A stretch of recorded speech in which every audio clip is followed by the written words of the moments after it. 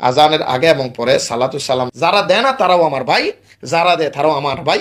এই সমস্ত ব্যাপার নিয়ে দ্বিধাদ্বন্দ্ব করে ঠেলাঠেলি করে এক ভাই আরেক ভাই থেকে আলাদা হয়ে যাওয়া, এটা আমাদের কোনোদিন। শরীফুদ্দিন ভাই জানতে চেয়েছেন আজানের আগে মসজিদের মাইকে সালাতু সালাম দেওয়া কতটুকু সওয়াব নাকি বেদাত, দয়া করে জানাবেন। তবে এই প্রশ্ন নিয়ে আমাদের বাংলাদেশের মধ্যে অনেক রকমের দ্বিধাদ্বন্দ্ব আছে, এখতলাফ আছে, অনেক রকমের আলোচনা চলতেছে, অনেক রকমের কথাবার্তা চলতেছে। সম্মানিত শরীফুদ্দিন ভাই, এখানে এই প্রথম নম্বরে আপনার জানতে হবে, আমি মীমাংসার জন্য যিনি মানবে সালাতুসাল্লাম এটা ফরজও নয়, আজানের আগে সালাতুসাল্লাম দেওয়া এটা ফরজও নয়, এটা ওয়াজিবও নয়, এটা সুন্নতও নয়। কিছু কিছু আহলে সুন্নাত ওয়াল জামাতের আকীদা পক্ষে ওলামাই কেরাম গ্রহণযোগ্য ব্যক্তিরা আজানের আগে এবং পরে সালাতু সালাম দেওয়াকে মুস্তাহাব বলেছেন। এই মুস্তাহাব বলেছেন যখন, কেউ যদি আজানের আগে সালাতু সালাম দেয় সেই জন্য সে এবং আজানের পরে সালাতু সালাম দেয়, রসুল পাক সাল্লাল্লাহু আলাইহি সাল্লামকে সালাতু সালাম দিয়ে দুরূদ শরীফ পড়ে আজান শুরু করে, তার আজানের কোনো ক্ষতি হবে না, বরং সে তার আমলনামায় সওয়াব লিখিত হবে। কেউ যদি আজানের আগে সালাতু সালাম দেয় না বা আজানের পরে সালাতু সালাম দেয় না, আমরা তাদেরকে ইনকার করার কোনো সুযোগ শরীয়তের মধ্যে নেই। এটা ফরজও নয়, এটা ওয়াজিবও নয়, এটা সুন্নত নয়। দিলে সওয়াব আছে, না দিলে কোনো গুনাহ নেই। আজানের সাথে সালাতু সালামের সাথে সম্পর্কটা একেবারে ভিন্ন, একেবারে আলাদা আলাদা। আমাদের সৌদি আরবের মধ্যে যে সমস্ত হাজি সাহেবেরা হজ করতে যায়, ওনারা এই হজ করে আসার পথে বা হজ করে আসার পথে তাদেরকে একটা একটা হাদিয়া সৌদি বাদশার পক্ষ থেকে একটা কোরআনুল করিম উপহার দেওয়া থাকে। যে কোরআন শরীফটা সৌদি আরবের রাজধানী রিয়াদ থেকে ছাপানো হয়, সেই কোরআন শরীফের বাংলা তর্জুমার মধ্যে আমি দেখেছি বরাবর বাংলা আরবি তর্জুমা যে কিতাবটা, যেটা 1000 পৃষ্ঠার মধ্যে আমি দেখেছি, যে কোনো ভালো কাজের শুরুতে, যেই কোনো ভালো কাজের শুরুতে এবং পরে আল্লাহ রব্বুল আলমিনের সানা এবং রসুল পাক সাল্লাল্লাহু আলাইহি সাল্লামের দরুদ সালাম পড়ে কাজ উদ্বোধন করাটা সুন্নত এবং মুস্তাহাব। সেখান থেকে আমরা ধরে নিতে পারি আজান দেবো অবশ্যই একটা আমাদের ইসলামের জন্য ভালো কাজ। সেই আজানের ভালো কাজ শুরু করার আগে রসুল পাক সাল্লাল্লাহু আলাইহি সাল্লামকে সালাতুসাল্লাম দিয়ে আজান শুরু করা এটা গুনাহের কোনো কাজ নয়, এটা মোহাব্বতের একটা বহিঃপ্রকাশ। দিলে সওয়াব আছে, না দিলে গুনাহ নেই। এটা নিয়ে বাড়াবাড়ি তর্ক বিতর্ক করার প্রয়োজন নেই। যিনি দিচ্ছেন উনি সওয়াব পাচ্ছেন, যিনি দিচ্ছেন না তার সাথে বিরোধ করার, দ্বন্দ্ব করার, ঠেলাঠেলি করার, এটা নিয়ে মারামারি করার কোনো প্রশ্ন নেই। এটা মহব্বতের ব্যাপার।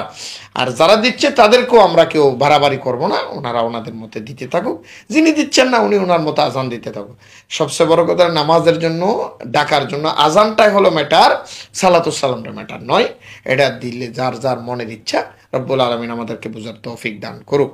সম্মানিত ভাই আমার শরীফুদ্দিন ভাই, আপনার প্রশ্নের আরেক কিছু অংশ আমি যোগ করে দিতে চাচ্ছি। সেটা হলো, প্রায় আলেমের কাছে আপনারা পেয়ে যাবেন যে কিতাবের নাম রুদ্দুল মুখতার। রুদ্দুল মুখতার এই কিতাবের মধ্যে আল্লামা ইবনে আবেদিন শামী রহমতুল্লাহ আলাই উনি লিখেছেন, আজান এবং ইকামতের পূর্বে রসুল পাক সাল্লাল্লাহু আলাইহি ওয়াসাল্লামকে সালাতুস সালাম দেওয়া সুন্নত এবং মুস্তাহাব।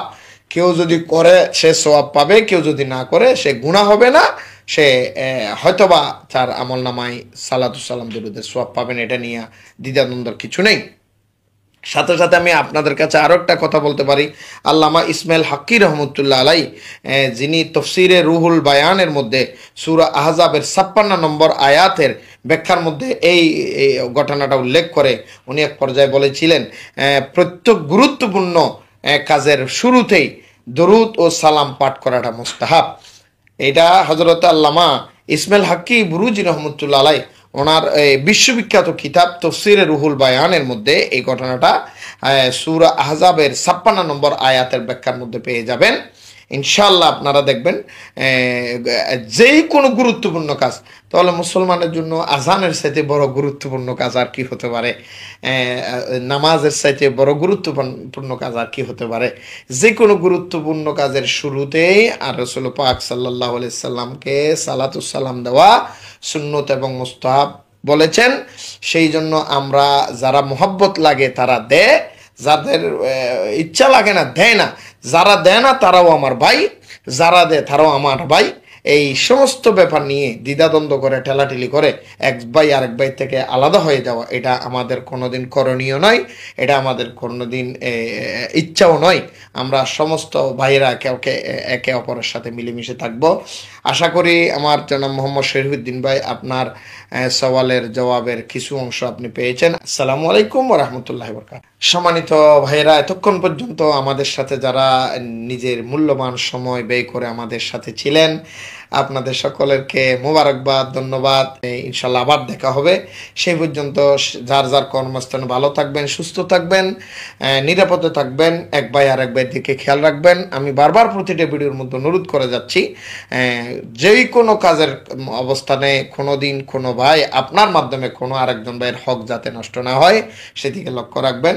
এক একজন ভাই আরেকজন ভাইয়ের নিরাপদ হিসেবে রাখবেন, আমানত জিম্মাদার হিসেবে থাকবেন। আরেকটা পর্বে আসা পর্যন্ত আপনারা সুস্থ থাকবেন, নিরাপদ থাকবেন। আসসালামু আলাইকুম ওয়া রাহমাতুল্লাহি ওয়া বারাকাতুহু।